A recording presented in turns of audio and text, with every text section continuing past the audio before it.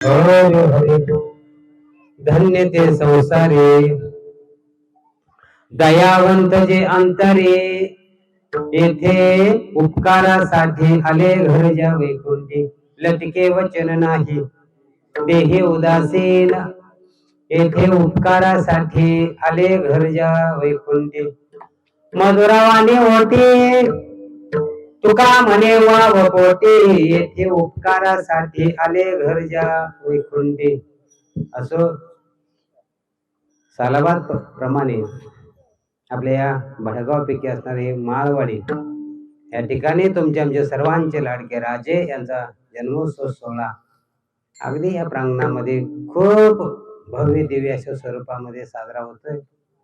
आमच्याही गावामध्ये नियोजन आम्ही केलं पण 5-6 पुढारी चालत बाकीचं काय गावाला अजून महत्व कळत नाही.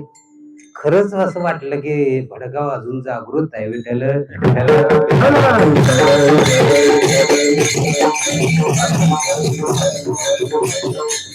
कारण इतका मोठा सोहळा करणं हे जागृत असलेल्याच काय आहे. आमची अजून झोपल्यातच शाहजी महाराज केव्हा जागे होत्यात मला माहिती नाही. खरंच तुम्ही खूप मला आनंद वाटतोय. भव्य दिव्य कार्यक्रम हे उत्सव साजरा केला तुम्ही अनेक ठिकाणी उत्सव आहे. या अभंगाद्वारे तुकोबरे सांगतात धन्य ते संसारी दयावंत जे अंतरी येथे उपकारासाठी आले घरच्या वैकुंठी. तुकोबऱ्यांचा संतपर प्रकरणातला अभंग आहे. कोणाचं जीवन धन्य आहे धन्य ते संसारी.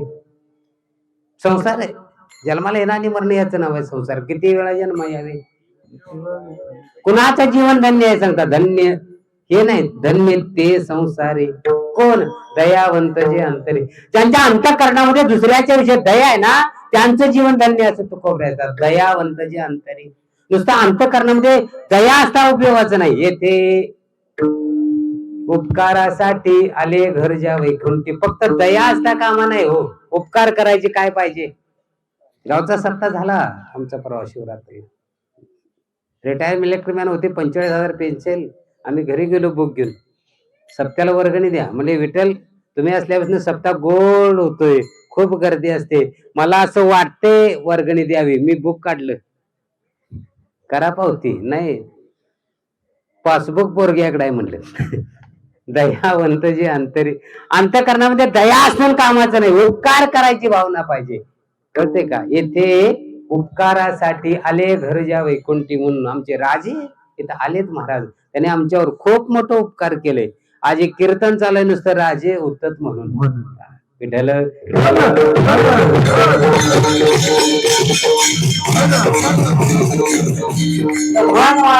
येथे उपकारासाठी आले घरच्या वैकुंठी. वैकुंठामध्ये ज्यांचं करायचं जगावर निवड उपकार करण्यासाठी महाराज येतात. त्यांचं नाव आहे संतांनी. मग महाराज त्या संत महात्म्यांना ओळखण्याचं लक्षण सांगितलं. कोणतं मग लटके वचन नाही जे जे बोलतात ना ते सत्य. पुन्हा देही उदासीन देहावर उदास असतात त्यांचं नाव आहे.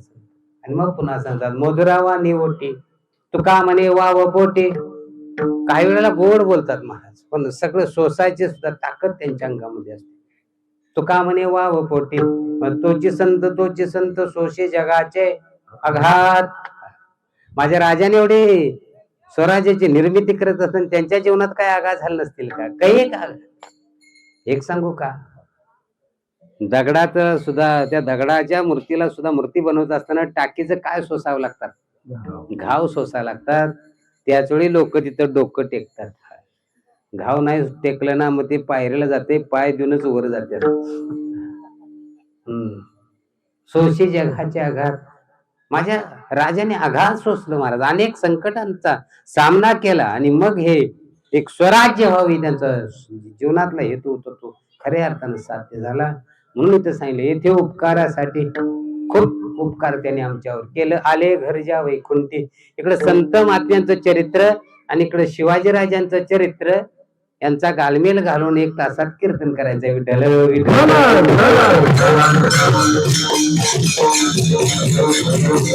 या कीर्तनाला सुरुवात करली आपण आपल्या वारकरी संप्रदायाने म्हणून सर माझ्या पांडुरंगाचं भजन. पांडुरंगा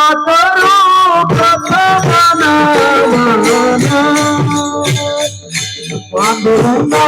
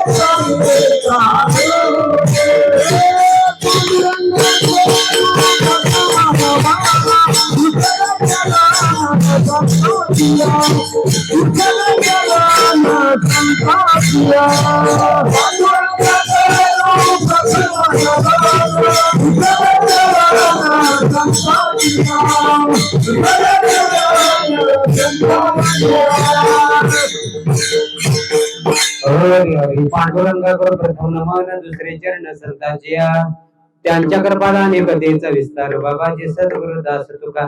पहिला नमस्कार द्या परमात्म्याला, कारण महाराज सांगून जातात महायोग पिटे तटे विमरत्याम वरम पुंडरीकाय दातो मुनींद्रे समागत तिष्ठन्तं मानंद कंदम परब्रह्मलिंगम भजे पांडुरंगम. पहिला नमस्कार द्या परमात्म्याला.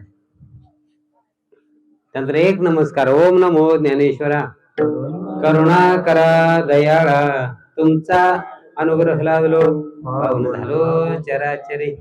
ज्ञानोबरांच्या चरणावी एवढ्यासाठी नतमस्तकाचे, कारण ज्ञानोबरांनी जीवनामध्ये 3 गोष्टी केल्या. पहिली गोष्ट केली क्रांती. ज्ञानोबरांनी काय केली महाराज? क्रांती. संस्कृत मधला ग्रंथ मराठीत लिहिला, ही ज्ञानोबरांनी केलेली क्रांती आहे. शके 1212 तरी टीका केली ज्ञानेश्वरी. सच्चिदानंद बाबा वगैरे लेखक झाला. ज्ञानोबरांच्या जीवनातली क्रांती आहे. संस्कृत मधला ग्रंथ मराठीत लिहिला. माझ्या मराठीची बोलू एक क्रांती आहे. 56 भाषेचा केला से गौरव एकत्रित करून महाराज ज्ञानोबरांनी केलेली क्रांती आहे. आणि नुसती सकाळासे ते सगळ्यांना वाचायला दिले ज्ञानोबरांनी. ज्ञानेश्वरी महाराज प्रगट होय बोले विश्व ब्रह्मचे केले. कळते का? पहिली केली क्रांती, दुसरी घालवली आमची भ्रांती. प्रगट होय बोले ही आमची घालवली काय? भ्रांती. आणि तिसरी गोष्ट ज्ञानोबरांच्या जीवनामध्ये होती शांती. क्रांती शांती भ्रांतीचा मिलाप म्हणजे ज्ञानोबा आहे.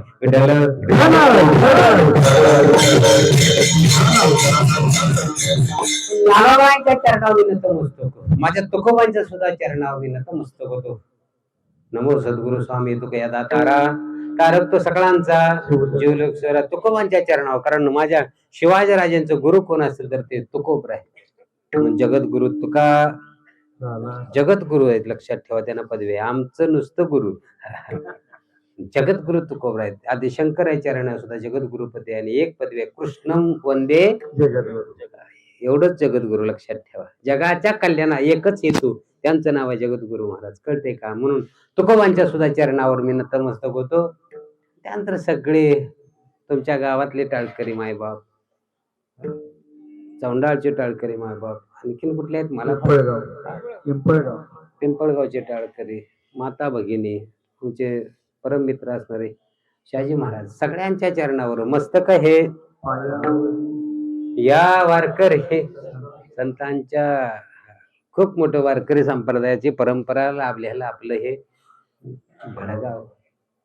शहाजी महाराज बऱ्याच वेळा मला प्रश्न करतात, महाराज तुमची महिन्याची वारी आहे का? मी म्हणलो का तर आमच्या गावात शेवा आहे, परंपरेचं गाव आहे. नाही म्हटलं आपण आजोबाने वाऱ्या केल्या, आम्ही आपल्या अजून कीर्तनच सांगत फिरतोय. असो, म्हणून माझ्या वडिलांची आजोबांची केलेली पुण्य आहे, इथपर्यंत येण्याचं काम केलंय महाराज. म्हणून आजचं कीर्तन आहे ना ते वेगळं आहे. नित्य आणि नैमित्तिक कीर्तनाचं 2 प्रकार येतात. एक नित्य कीर्तन आहे, नित्य शब्दाचा अर्थ आहे. सप्त्यातलं कीर्तन हे नित्य असतं, पण आजचं कीर्तन हे नैमित्तिक आहे. कळतंय का? आपल्या महाराष्ट्राचे आराध्य दैवत असणारे शिवाजीराजे यांची आज जयंतीच्या निमित्ताने कीर्तन आहे. म्हणून याही अभंगाचं चिंतन सांगायचं आहे मला. तुकोबरे या अभंगात तरी सांगतात, धन्य ते संसारी. पहिला शब्द घातला, धन्य कोणाचं जीवन धन्य आहे, धन्य ते संसारी. संसार शब्दाचा अर्थ जन्माला येणार आणि मरण. कळते का? जन्माला आलेत ना, अवतारला येतं, मृत्यूला काढ जे आलेत, संसारला जे आलेत ना, कोण कोण एक यायचं म्हटलं तर काय, एक देवही येतात, एक संत येतात, आणि तुम्ही आम्ही हे आलोय. एक देव, एक संत, आणि तुम्ही आम्ही अज्ञानी जीव. मग यायचं म्हटलं तर महाराज काही प्रयोजन असावं लागतं. कळतंय का? काही प्रारब्ध असावं लागतं. 3 प्रकारचं प्रारब्ध आहे. एक इच्छा प्रारब्ध आहे, एक अनिच्छा प्रारब्ध आणि एक परिच्छा प्रारब्ध आहे. इच्छा प्रारब्ध आहे, अनिच्छा आणि परिच्छा. जे जीवाचं जे प्रारब्ध आहे ना महाराज, त्या प्रारब्धाचं नाव आहे अनिच्छा. वास्तविक जीवाला जन्म नकोच असतो. किती वेळा जन्म यावे,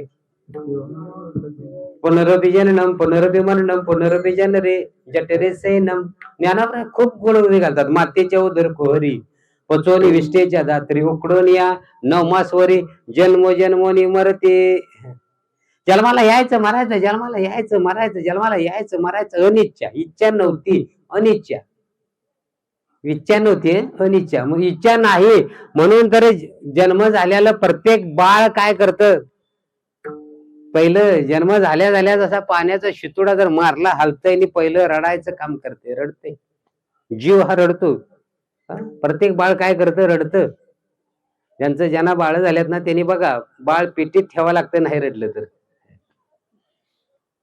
बाळ जन्माला आलेलं जर नाही रडलं ना, किंबहुना बाप विचारतोय रडले नव का, कारण ते रडलं तर बाप असतो, ते नाही रडलं तर बापाला रडायला डॉक्टर म्हणतात रडाय नाही, पेटीत ठेवाय पाहिजे. आणि पेटीत ठेवून पण रडत नाही ते मतिमंद असतं. आहा कटकटा ये ओपटे हे मूर्ती लोकीचे उपराटे येत अर्जुनाचं अवचटे. कारण त्याला माहितच नसते कशासाठी आम्ही जन्माला आलोय, हे त्याला माहितच नसते. कळतंय का? म्हणून आम्हाला जन्म नको आहे, पण पाठीमाला घेतलं, केले कर्म झाले त्याची भोगाले, उपजले मेले ऐसे किती पुढं कर्म देते झोले, यत्न करता काही न चाले. ज्ञानोबराय सांगतात, आगा कर्मी जे उरावे ते सुख दुःखी फळा यावे, आणि भोगावयाचे यावे देहाय का. पाठीमाला जन्मातलं कर्माचं भोग भोगण्यासाठी तुमची आमची इच्छा नसताना सुद्धा तुम्ही आम्ही जन्माला आलोय. जन्माला आम्ही आलोय, आमची इच्छा नव्हती यायची, पण आम्ही आलोय. इच्छा नसताना सुद्धा आलोय म्हणून याचं नाव आहे इच्छा. मग आता जन्माला आम्ही आल्यानंतर महाराज काही सुखाचा प्रसंग जीवनात येतात, काही दुःखाचे प्रसंग येतात. ते दोन्ही प्रसंग माणसाला जीवनामध्ये सोसावच लागतात. पण माणसाचा स्वभाव आहे, चांगलं असलं की माणसं म्हणतात हे मस्त जीवन आहे, आणि जरा काहीतरी संसारात इकडं तिकडं झालं मग म्हणतात देवानं असं आमचं का केलं. तुकोबरा म्हणतात, तुका म्हणे का देवासी रुसावे, मनासी पुसावे, मागे काय केले. आपलं निश्चितपणानं मागा जन्मात काहीतरी चुकलंय. जन्मा येणे घडे पातकाचे मूळ, संचिताचे फळ आपुलिया, मग वायावे न दुःख वाहू नये, रुसोनिया काय देवावरी. ठाऊकचे आहे संसार दुःखाचा, चित्तीसीन त्याचा वाहू नये. शेवटी महाराज तुका म्हणे त्याचे आठवावे पाय, तेने विसरावे जन्म दुःख. माणसं देवावर रुसतात, देवा माझा असं का, देवा माझं. तुकाराम म्हणतात देवावर कधी रुसायचं नाही. काही आपल्या कर्माचं भोग असतात, आणि कर्माचं भोग भोगण्यासाठी तुम्ही आम्ही आलोय. ते भोगून सपवायचं काय करून. काही असतात कर्म ते भोगून सपवायचे. बर, आता असा एक नियम आहे, जे न करायचं. पूर्वीचं कर्म होती काही आजाची नातवाला, आता नाही. आता जे न करायचं, कारण पूर्वीची अशी परंपरा होती, झाड लावलं ना आपण त्याचा आंब खायला नातू जन्माला यायचा. आता 6व्या महिन्यात काही तयारच पेरवाची. शाजी महाराज नर्सरी तयार पेरवाचीच. मग विठ्ठल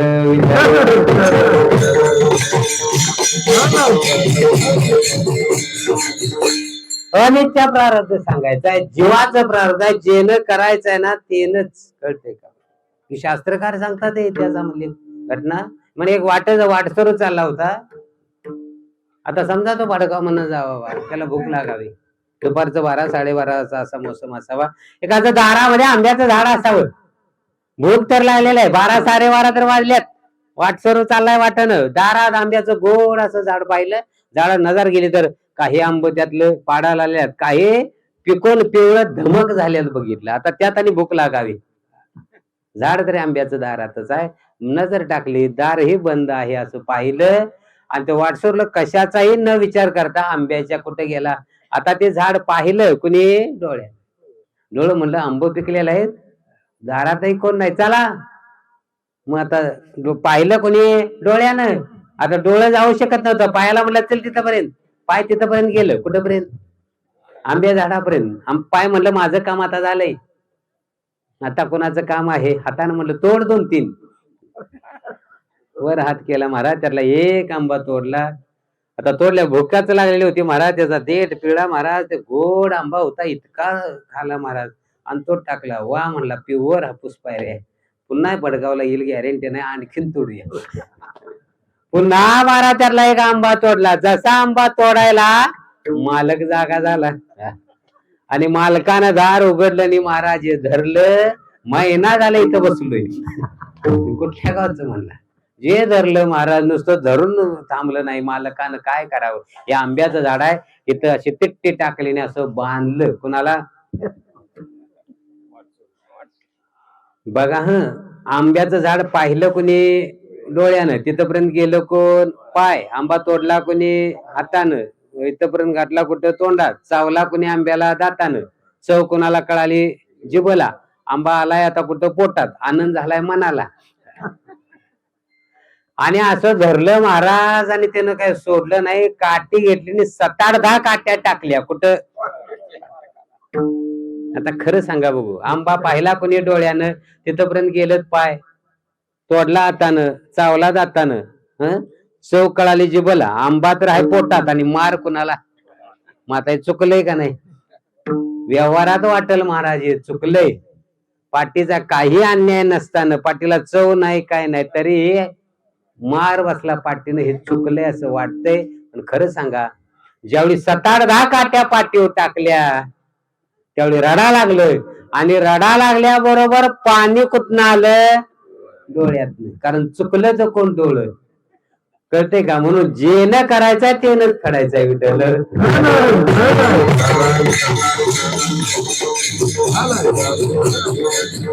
काय सांगायचंय? ते जीवाचं प्रारब्ध आहे ना, त्याचं नाव आहे अनिच्छा. इच्छा नाही, पण मागल्या जन्मातलं काय कर्माचं भोग भोगण्यासाठी आम्ही आलो. इथं काय समान काय नाही. भाग्य देते विलास ज्ञानोदय. भाग्याचे नि भडसे उद्यमाचे निमिषे तैसी संपत्ती पेसे घर रेगे. सक्क 2 भाव असतात, पण दोघांचं प्रारब्ध भिन्न असते. आहे का नाही? बघा, सक्क भावांचं प्रारब्ध भिन्न आहे. एक 500 रुपयाला ऊस तोडायला जातोय महाराज. किती रुपयाला? 500ला. आणि त्याचाच भाऊ बँकेत कामावा आहे.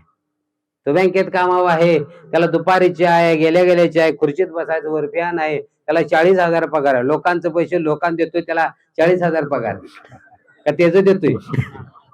लोकांचे पैसे लोकांना देतोय, त्याला 40 पगार. आणि ते कंबार मोडसर ऊस सोडतोय, त्याला 500 पगार. काय म्हणावं? हे प्रारब्धावर घडते. तू का म्हणे एका देहाचे अवयव सुख दुःख जीव भोग पावे.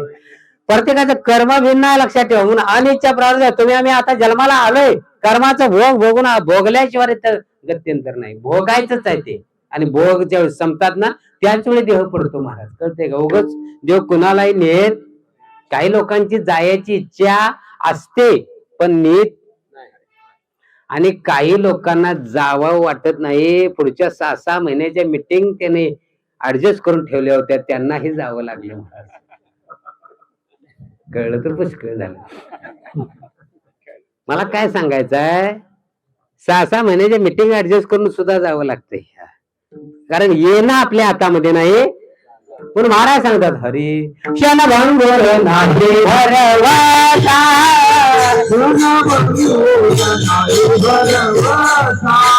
वारे सावर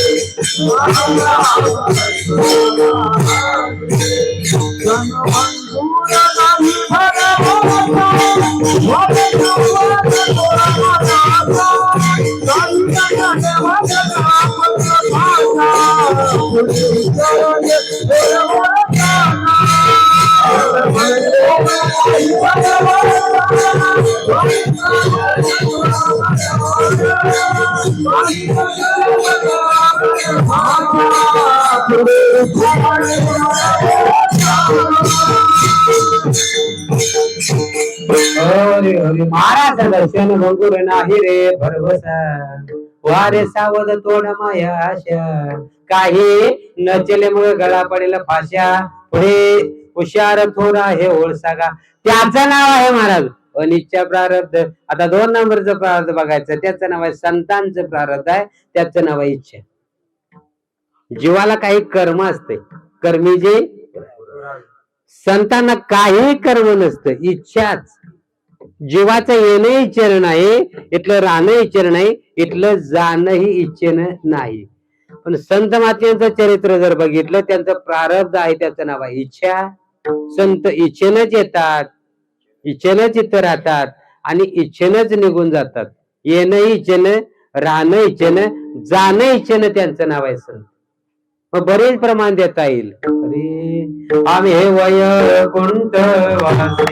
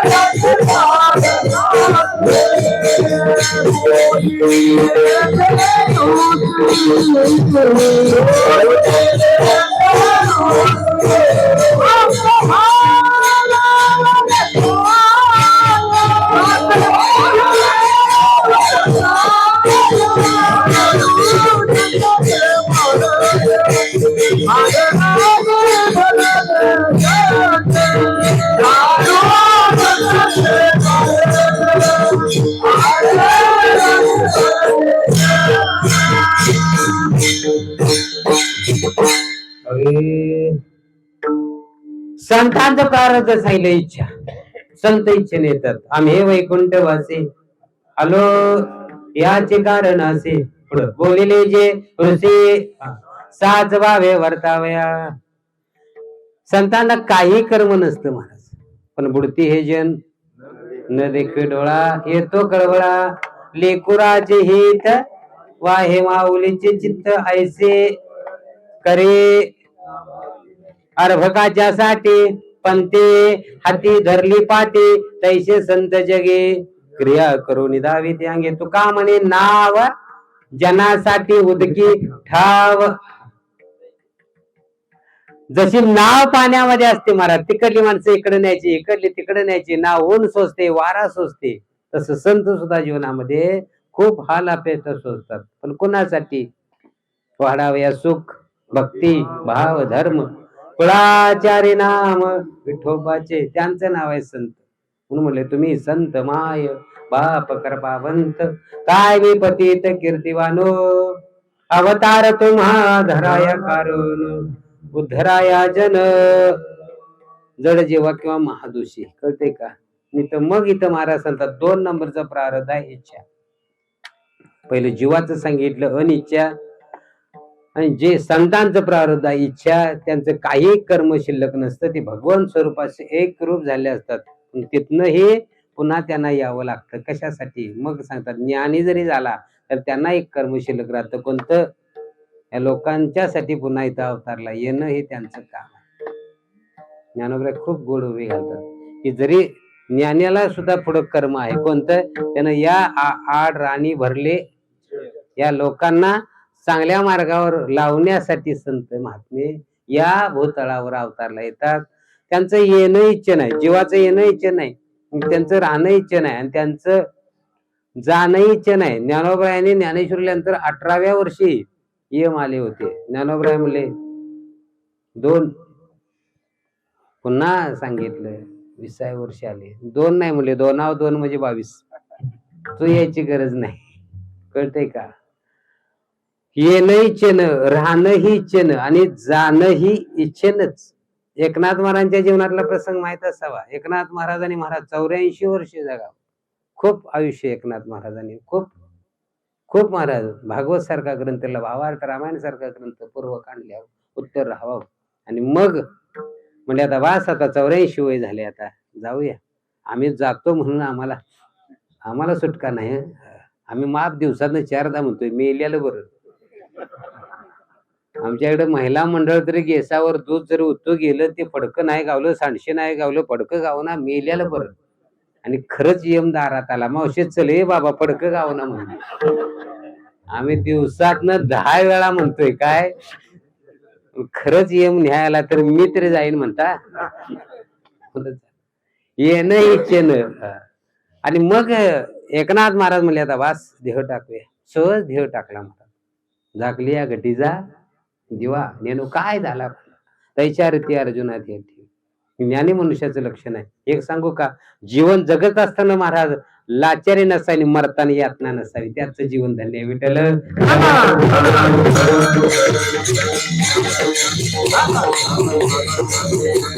आणि मुळात एकनाथ महाराज म्हणजे आता देह टाकूया, पहिल्यांदा देह टाकावा महाराज. पण प्रसंग या असा घडावा, गावातली एक मुलगी जिला टाकलेली होती महाराज, तिच्या माहेरची लोक तिला न्यायला आली.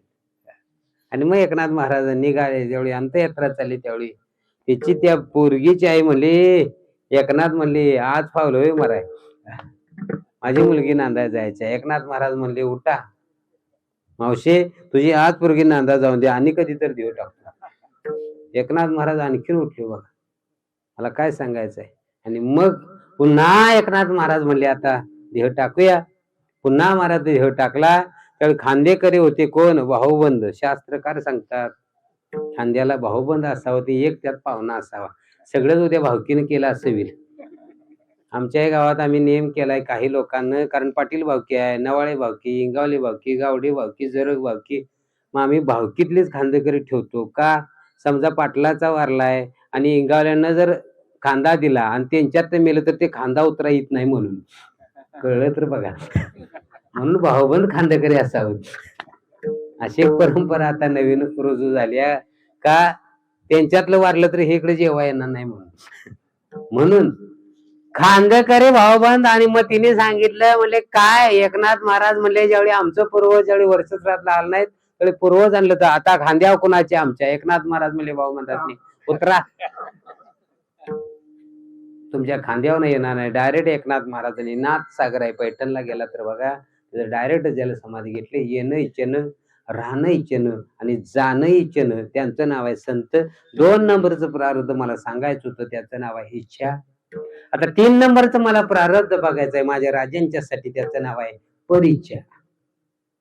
हे प्रारब्ध फक्त देवाला लागू होतं महाराज. देव स्वतःची इच्छा, जीवाचं जे येण आहे ना त्याचं नाव आहे अनिच्छा. संतांचं प्रारब्ध आहे त्याचं नाव आहे इच्छा. देवाचंही प्रारब्ध आहे, देवाला सुद्धा प्रारब्ध आहे. कर्मरेखा रे टळेना, बाण लागला जग जीवना, कृष्णे सांडेल्या गोपांगना, हे नारायण प्रारब्धे. कळते का? देवालाही काही प्रारब्धाचं भोग असतात, उगच नाही महाराज. कळते का? आणि मग देवादि देव असताना सुद्धा आम्हाला सुद्धा मला यावं लागतं. कळते का? आणि मग त्याचं प्रारब्ध आहे अनिच्छा. जीवाचं प्रारब्ध अनिच्छा, देवाचं प्रारब्धाचं नाव आहे पर इच्छा. देवाला स्वतःची काही इच्छा नसते, दुसऱ्याच्या इच्छे खातर त्याला यावं लागतं. म्हणून कृष्ण जन्माचा अभंग वाचताना म्हणतो, पापी जे अभक्त दैते जे मातले धरणीशी झाले ओझे त्याचे. देवाचा अवतार घेण्यासाठी बघा तुम्ही 33 कोटी देवता जातात, 150 सागरामध्ये असणारा भगवान परमात्म्याचा धावा करतात.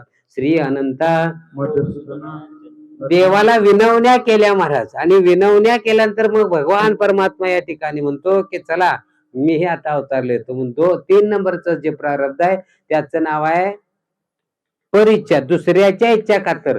पण दुसऱ्याच्या इच्छा खातर देवाला सांगायला लागतं, देवा तुम्ही अवतारला या. मग आता देव अवतारला येण्याच्या आधी काय असतं, आधी जिकडं तिकडं काय झालं असतं, पाप.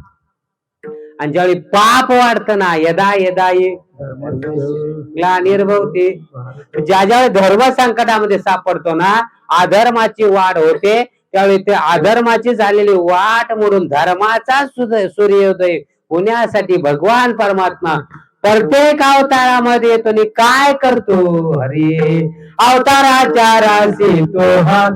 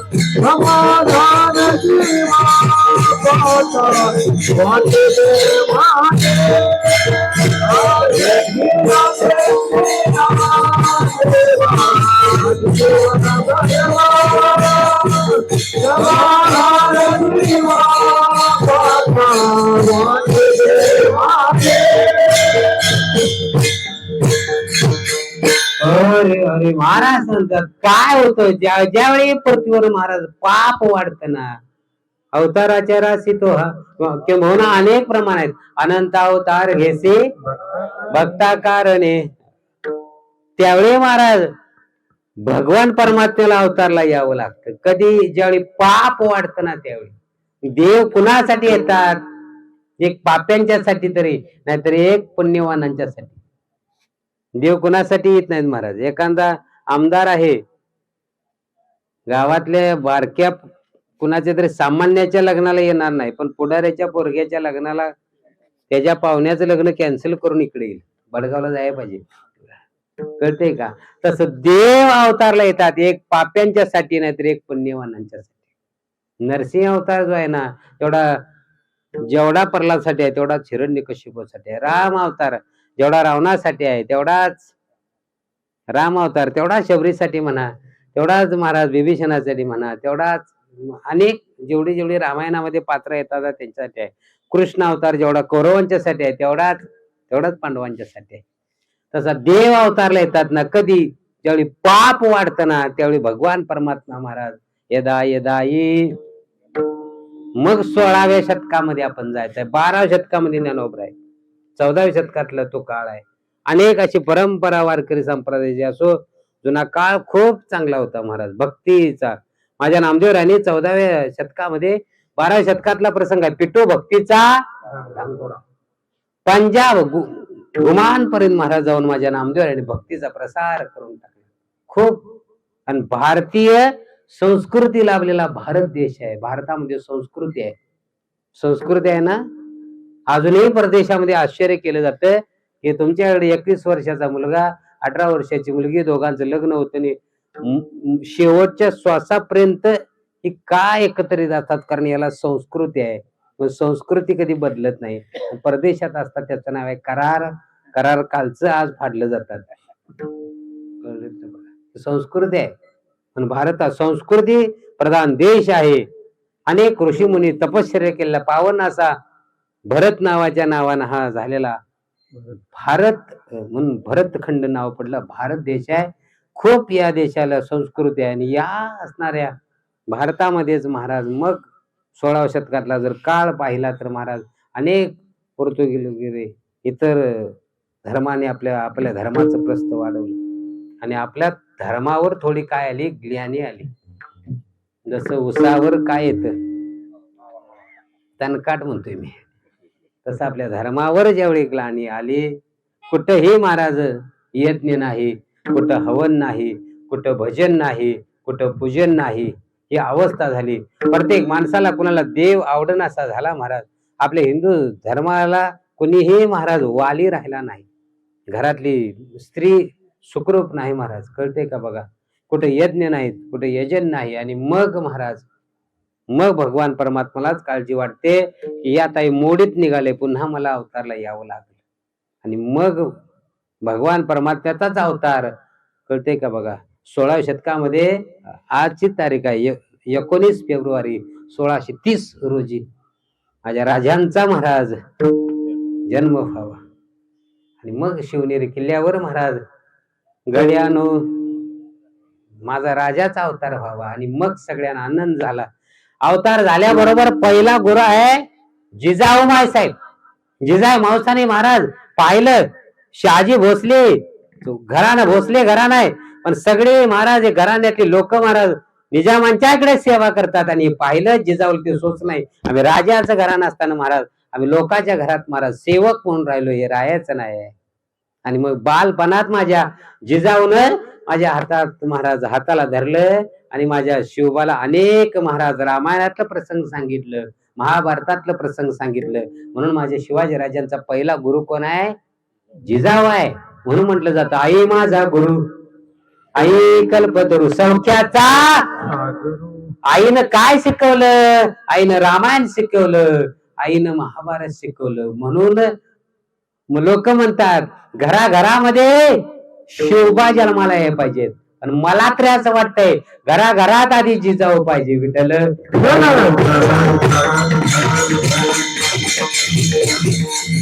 आमची जिजाऊ मोबाईल हातात घेतली बिग बॉस बघत बसते महाराज. कसा शिवबा पोटाला यायचा महाराज. कळते का.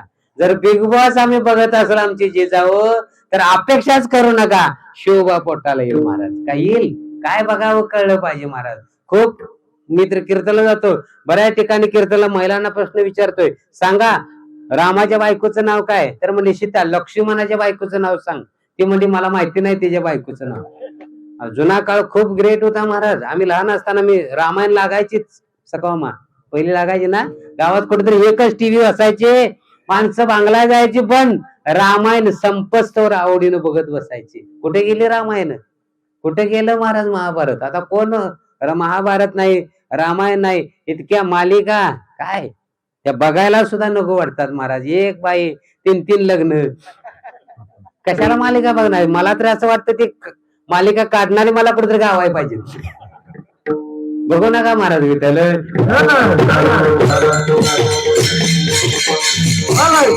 काय सांगायचं माझ्या शिवबावर पहिला संस्कार कोणी केला तर ते माझ्या आईसाहेब जिजाबावर. आणि सांगितलं घरानं सगळं महाराज लोकांकडे नोकर काय सेवक राहिले, हे सेवकपणा मोडून टाकायचा आहे. आणि मग लहानपणात महाराज माझ्या जिजाऊने जे संस्कार केलेत ना, अनेक लहान लहान लहान लहान लहान मावळं महाराज गोळा करावं आणि मग दादोजी कोंडदेव सारखं गुरु भेटावं महाराज. आणि मग वयाच्या 15व्या वर्षी महाराज एका महादेव मंदिरामध्ये जावं महाराज.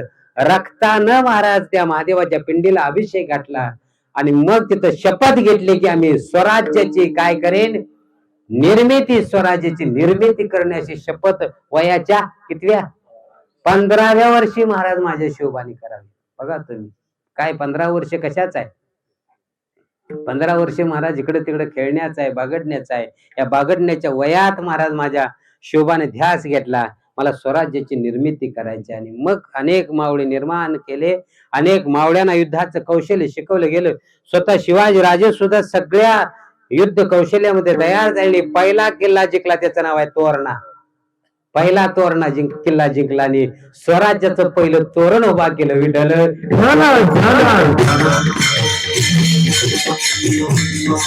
मग पहिला किल्ला तोरणा दिल्यानंतर मग दुसरा या ठिकाणी अनेक धर्मावर मग संकट येत होती महाराज. आणि मग जशी संकट आली ना तशी अनेक संकटांना प्रत्युत्तर देण्याची धमक माझ्या शिवाजी राजांच्या अंगामध्ये होती. अफजल खान आले होते 1659 साली महाराज. किती, 1659 साली. त्यावेळी महाराज हे अफजल खान काही सामान्य नव्हते महाराज, त्यांच्यापेक्षा चौपट असणारे त्यांची शरीरयष्टी, पण त्यांनाही महाराज या ठिकाणी तिथं जाग्यावरच त्यांना या ठिकाणी मारलं. कसं मारलं, काय मारलं हा प्रसंग मला सांगायला आता वेळ नाही. मारून टाकलं. पुन्हा महाराज 63 साली सुद्धा महाराज 61 साली सुद्धा त्यांना शाहिस्ते खान आले होते. त्या शाहिस्ते खानाची काय केली, बोट काढली, त्यातनं तो निसटला. अनेक धर्मावर आले. पण मग सगळ्यात महत्वाचा प्रसंग येतो, औरंगजेब नावाचा राजा आहे, त्यांना आग्र्यामध्ये त्यांना त्यावेळी डांबून ठेवलं. आता कशी सुटका केली, काय केली तुम्हाला सर्वांना माहित आहे. कारण औरंगजेबाच्या ताब्यात निसटले होता जीवा निसटले महाराज. ह्या जगातलं सगळ्यात मोठं आश्चर्य आहे. आता मला तुम्हाला सांगायचंय, ते निसटले का तेव्हा बाहेर काढलं, त्यांना बाहेर काढणारा कोण ना कोणतर आहे, कळते का बघा. आणि तो प्रसंग झाला. आणि मग राज्याभिषेक सोहळा महाराज या ठिकाणी शिवाजी राजाने केला. आणि सगळ्या जीवनामध्ये महाराज तो 1663 साली शिवाजी राजाने हिंदवी स्वराज्याची काय केली, स्थापना केली. आणि जिकडे जाईल तिकडे हिंदू हिंदू हिंदू हिंदू एकच राज्य महाराज, हिंदू राज्य म्हणून स्वाभिमानानं जगता आलं. आणि मग तो प्रसंग या ठिकाणी आहे. मग शिवाजी राजानं सुद्धा थोडस भक्तीचं वेड लागावं. कोणाचं, भक्तीचं वेड लागावं. माझ्या तुकोबांच्या मागे लागावं. जिथं तुकोब असतील ना तिथं माझ्या शिवाजी राजाने जावं, रात्रभर राज्य कारभार करावा आणि रात्री कीर्तन ऐकावं. पण जिजाऊ माईसाहेबांनी ते खटकलं महाराज आणि सांगितलं, अहो राजे कीर्तनला येतात आणि तुम्ही त्यांना सांगा काहीतरी चार उपदेश करा. कारण राजाने आपलं धर्मानं आणि नीतीनं राज्य करणं म्हणजेच परमार्थ आहे, कळते का. तुम्ही भजन करायची गरज नाही, पण तुम्ही राज्य करत असताना कसं करा, धर्मानं आणि नीतीनं राज्य केलं तर तुम्हाला मोक्ष आहे. हा उपदेश सांगितला. ते नियमी सुखी म्हणा विठ्ठल विठ्ठल मुखी येर तुमचे वित्त धन. आणि कोणीतरी जाऊन सांगितलं की शिवाजी राजे कीर्तनला आलेत. आणि मग तो प्रसंग सगळं गाव वेढलं गेलं. शिवाजी राजे समोर आहेत, तुकोबांचं कीर्तन आहे, पण प्रसंग लक्षात आला, चुळबुळ झालेला आहे. पण माझ्या विठोबाचा कैसा प्रेम भाव. कीर्तन जिकडे जायला वाट होती महाराज, सगळे लोक तटस्थ होते. पण प्रसंग काय किती गोड आहे. भक्ती विजय ग्रंथामध्ये त्याची कथा येते महाराज. आणि मग शिवाजी राजाचं रूप घेतलेले काही लोक पळत होते. ते सैन्य त्यांच्या पाठीमाने जंगलात पळते, अंगाची कापड सगळी फाटली. प्रत्येकानं धरलंय, ते म्हणते मला शिवाजी गावलाय, मला शिवाजी गावलाय, मला शिवाजी गावलाय. प्रत्येकानं धरलं महाराज. अंधारची वेळ आहे, रात्रभर धरून होती. मला प्रत्येक सैन्य म्हणते मला कोण गावलाय, म्हणजे शिवबामीला आहे. सगळी लोक धरून होती महाराजांच्या वेळी. उजाडलं आणि त्या औरंगजेबाच्या समोर नेलं. ते म्हणते हा शिवाजी, ते म्हणते 200 शिवाजी कसं असतील, शिवाजी तरी एक आहे. बघितलं तर त्यातला म्हणले यातला खरा शिवाजी कुठं आहे. म्हणले खरा शिवाजी होता तो कधीच निघून गेलाय महाराज. कळते मला काय सांगायचं आहे. या ठिकाणी धर्माचं रक्षण करण्याचं काम माझ्या कुणी शिवाजी राजाने केलं. धर्माची स्थापना केली. आणि मग सगळ्या जीवनातला 3 एप्रिल 1680 या साली आपल्यातून महाराज शिवाजी राजे या ठिकाणी निघून गेले. फक्त किती 63 ते 80, कळते का, एवढ्याच काळामध्ये महाराजांनी राज्य केलं. पण ते शिवाजी राजांचं राज्य म्हणजे काय सामान्य नव्हतं, कळतंय का. जुना काळ बघितला, जुनी लोक काठीला काय बांधायचं, सोनं. आता सोन्याची काठी राहायची नाही, कळतंय का? शिवाजी राजांच्या काळातला एकही निर्णय चुकीचा नव्हता. त्यांची खूप मोठी दूरदृष्टी होती. एका राजानं महाराज काय केलं होते, एक सुंदर अशी आपली मुलगी पाठवून दिलेली होती, पण तिनं ते पडद्यातनं पाहिलं आणि कोण आहे स्त्री, म्हणजे तुम्हाला राजा दिलेले आहे प्रेझेंट, काय आपण म्हणतो त्याला, भेट म्हणून दिलंय, तिला पाहिलं आणि शिवाजी राजाने हात जोडले, तिला साडी चोळी दिली, सांगितलं तुम्ही किती सुंदर आहात, एवढी आमची आई जर सुंदर असते ना, अरे आम्ही एवढं सुंदर दिसतो असतो. काय माझ्या राजांचे विचार आहेत महाराज. परिस्थितीला पाहिल्याबरोबर लोटांगण घाला सांगणारा माझं शिवाजी राजा आहेत. म्हणून धर्मानं वागायचं आहे, नीतिमत्ता काय असते याचं उत्तम उदाहरण आपल्यातनं 1680 साली निघून गेलेत. तुमच्या आमच्यावर सगळ्या वारकरी संप्रदाय खूप मोठी जबाबदारी आहे. धर्माचं काम आपण पुढे न्यायचं आहे आणि तरच शिवाजीराजांची जयंती केलेल्याच आपल्याला पुण्य मिळेल. या जयंतीच्या निमित्तानं मला हेच सांगायचं आहे, कोणतं धन्य ते संसारी दयावंत जे अंतरी, येथे उपकारासाठी आले घर ज्या वैकुंठी. म्हणून शिवाजी राजासारखे महात्मे म्हणा इथं आले, त्यांनी जगावर उपकार केला, येथे उपकारासाठी आले घर ज्या वैकुंठी. मधली चाल म्हणा, राहिले एवढं राहिले मनात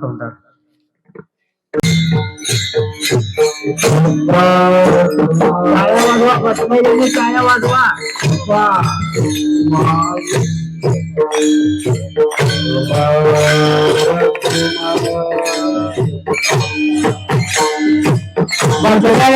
पाठीमागे टाळ्या वाजवायचा आणि तोंडाला जोरात वजन करायचं.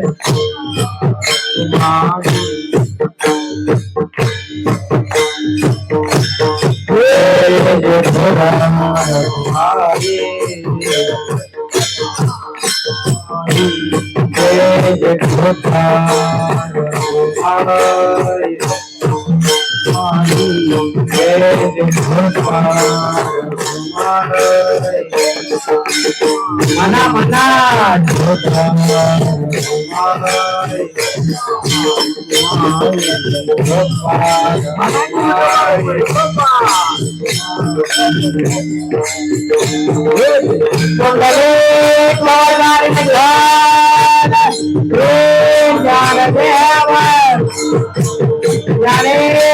महाराज जगद्गुरु तुकाराम महाराज छत्रपती शिवाजी महाराज धर्मवीर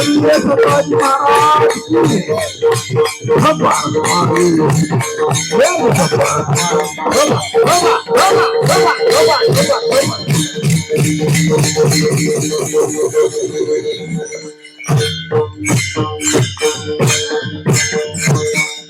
हरी हरी धन्य ते संसारी दयावंत जे अंतरी, येथे उपकारासाठी आले घर ज्या वैकुंठी.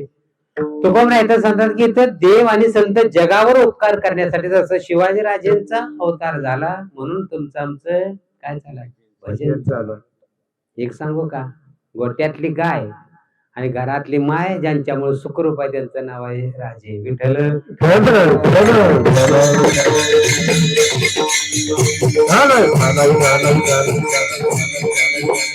म्हणून तुकोबराय सांगतात त्या संत महात्म्यांचं वर्णन करत असताना पुढचं वर्णन केलं, लटके वचन नाही. आता एक सांगू का, शिवाजी राजांच्याकडे जेवढं मावळा असतील ना ते खरं बोलणारे असतील का खोटं? कधीतरी या महाराज, विशाळगडला गेल्यानंतर तिथे पावनखिंड आहे. आता आम्ही मलकापूर वगैरे भागामध्ये जातो, मी आवर्जून जातो त्या ठिकाणला, दर्शन घेतो त्या ठिकाणाचं. खूप दरी आहे आणि तिथं ती बाजीप्रभू सारखे मावळे होते महाराज. आधी लगीन काय राजावर प्रेम असेल महाराज, आधी लगीन कोणाचं, आणि मग तुम्हाला सुद्धा माझी विनंती आहे हो, 365 दिवस काय संसार करायचं ते करा, रात्रीचा दिवस करा, दिवसाची रात्र करा, कोल्हापुरात 2-3 प्लॉट घ्या, माझी काय अडचण नाही, मला तरी कवा तरी येऊन राहायला गावलं. पण एक काम करा, एक दिवस माझ्या शिवबासाठी द्या, एक दिवस. खूप मुलं गोड आहेत, खूप मला आनंद वाटला महाराज, शाहजी महाराज मन भारावून आले माझं हे सगळं इथलं बघितल्यावर. पण एक दिवस माझ्या शिवबासाठी द्या, याचा अर्थ आहे जीवनातला एक दिवस नुसती आठवण काढा, कारण ज्यांच्यासाठी आम्ही एक दिवस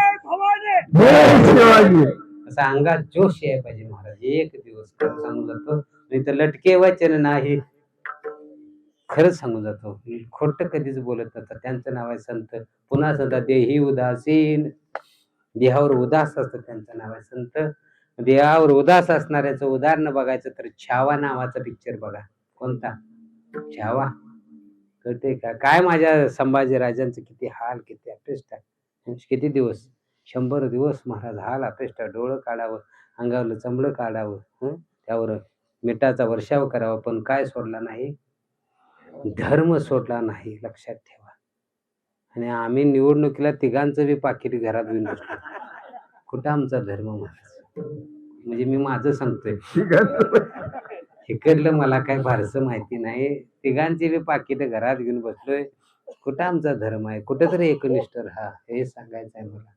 कळतंय का? धर्मासाठी महाराज त्याने आपल्या जीवन सगळं व्यर्थ घालवलं नाही. त्यांचं बलिदान आहे, त्या बलिदानाची कुठेतरी काय करा, आठवण काढा, हेच तुम्हाला मला सांगायचं आहे. देही उदासीन, ते देहावर उदास झालं, हा देह गेला तर चालेल, असं 100 काय, एक संभाजी जरी वारला तर हजारो काय होतील, संभाजी तयार होतील महाराज. म्हणून आपल्या रक्तामध्ये अशी छाती, जर त्यावेळी हनुमंतानं छाती उघडली ना, तर त्या छातीतनं कोण दिसावं?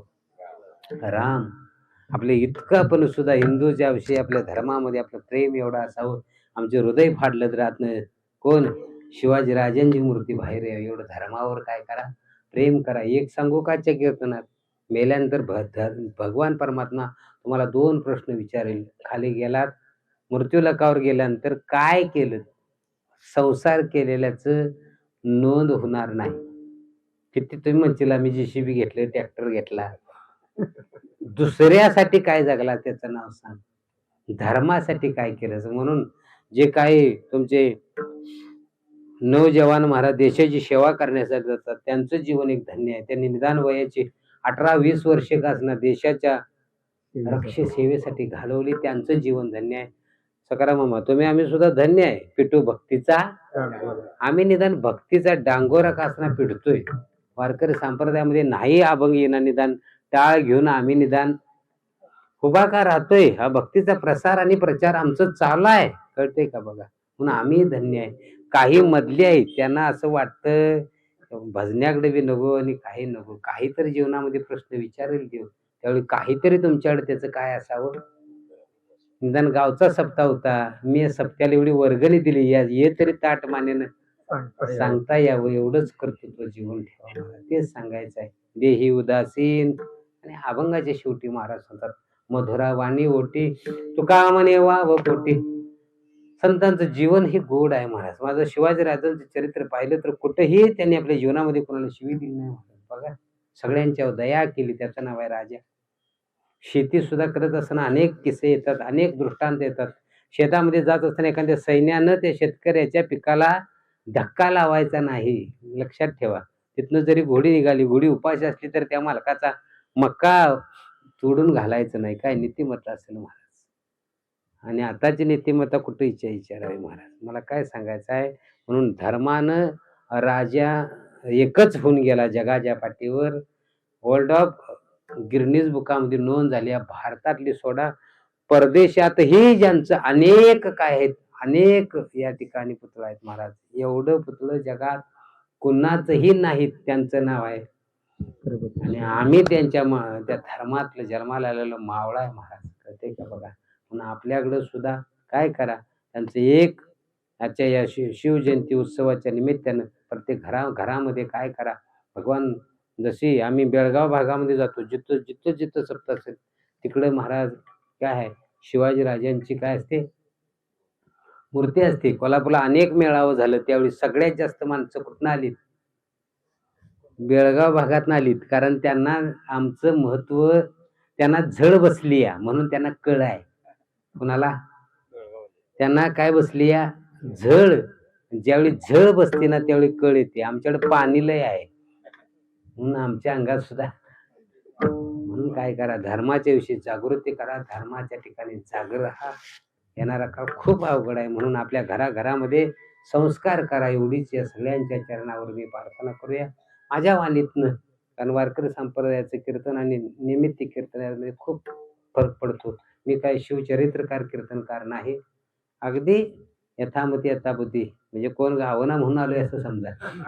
पण यथामती यथाबुद्धी ही सेवा माझ्याकडं या ठिकाणी करून घेण्याचं काम भगवान परमात्म्याने केलं. झाली जी सेवा आहे ती सेवा सगळ्यांच्या प्रेमाखातर खूप सांगावं तेवढं थोडं आहे, पण वेळेची मर्यादा पाळूया. लांबलं की आमतंय याचा एक सिद्धांत आहे. म्हणून आस राहावी. शहाजी महाराजांनी बरेच माझे कीर्तन वाजवले असतील, पण एक आहे कीर्तनाचं काय राहावा, आस राहावं त्याचं नाव आहे कीर्तन. म्हणून झाली सेवा ती सेवा ज्या संत मात्यांच्या कृपेने सिद्धली त्यांचं भजन करूया. ज्ञानेश्वर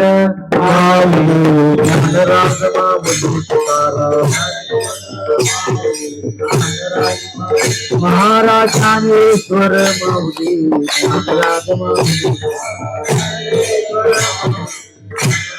महाराज ज्ञानेश्वर ज्ञानेश्वर ज्ञानेश्वर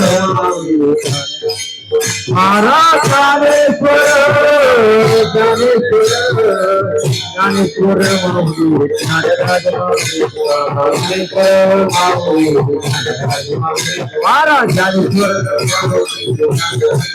महाराज ज्ञानेश्वर माऊली ज्ञानराज माऊली महाराज ज्ञानेश्वर माऊली ज्ञानराज महाराज ज्ञानेश्वर ज्ञानेश्वर ज्ञानेश्वर माऊली महाराज ज्ञानेश्वर ज्ञानेश्वर ज्ञानेश्वर माऊली ज्ञानराज माऊली